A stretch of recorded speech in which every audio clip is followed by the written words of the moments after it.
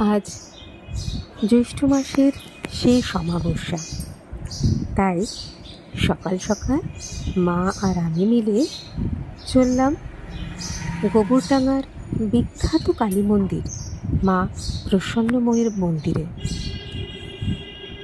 এখানে যখন পৌঁছালাম তখন প্রায় অনেক আগেই পৌঁছে গেছি, কিন্তু যখন আমরা মন্দির খুলল তখন প্রায় 8:30 বাজে।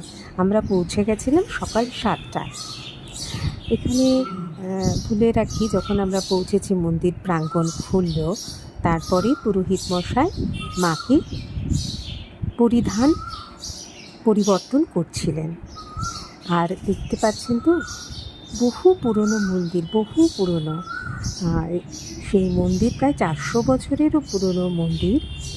সেখানে পুরনো মন্দিরের স্থাপত্য যেরকম হয়, কড়িকাঠের ছাদ, মানে সব কিছু সংমিশ্রণটা এত সুন্দর। আর সকালবেলায় মন্দির প্রাঙ্গণে এত সুন্দর সুন্দর পাখি ডাকছে, সেটা শুনে মন ভরে গেল। আমাদের সাথে সাথে কয়েকজন ভক্ত এখানে এসেছিলেন, তারাও পুজো দিচ্ছেন। আমরাও মাকে পুজো দিলাম ভক্তি করে। মন্দির প্রাঙ্গণের দুই পাশে, মার মূল মন্দিরের দুই পাশে আছে এখানে দুই পাশে, এক পাশে 6টা, অন্য পাশে 6টা করে শিবলিঙ্গের মন্দির। এই শিবলিঙ্গের মন্দিরটাও এত সুন্দর, যেরকম হয় যেরকম আমরা দক্ষিণেশ্বরের কালী মন্দিরে দেখেছি, এখানেও সেরকম।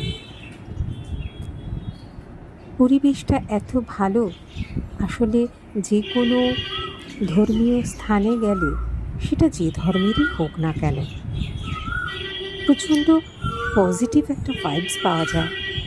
আসলে সবাই একটা পজিটিভ মাইন্ড নিয়ে আসে, তো সেই জন্য মনে হয় সেই শক্তিটা, আমরা তো আসলে শক্তির আরাধনা করি, সেই শক্তিটা সেখানে প্রবলভাবে প্রকট হয়।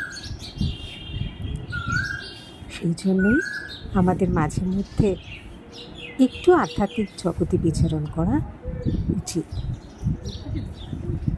আমার মাকে দেখলেন এখানে ধূপ ধরাচ্ছে, এবং মন্দির প্রাঙ্গণে বেশ কয়েকজন ভিক্ষুকও এখানে বসে আছেন। আপনারা যারা কখনো আসেননি এই গোবরডাঙ্গার প্রসন্নময়ীর মন্দিরে, অবশ্যই এখানে একবার আসবেন। এটি গোবরডাঙ্গা স্টেশন থেকে খুব কাছে, এবং জমিদার বাড়ি আছে যেখানে, ঠিক তার অপোজিট ফুটে এই মায়ের প্রসন্নময়ীর কালী মাতার মন্দিরটা আছে। এবং গোবরডাঙ্গাতে একটা প্রাচীন ঐতিহ্যবাহী মফস্বল জায়গা, সেখানে আপনাদের এলে মন প্রাণ শান্তিতে ভরে যাবে। এখনও এখানে মানুষের আন্তরিকতা আছে।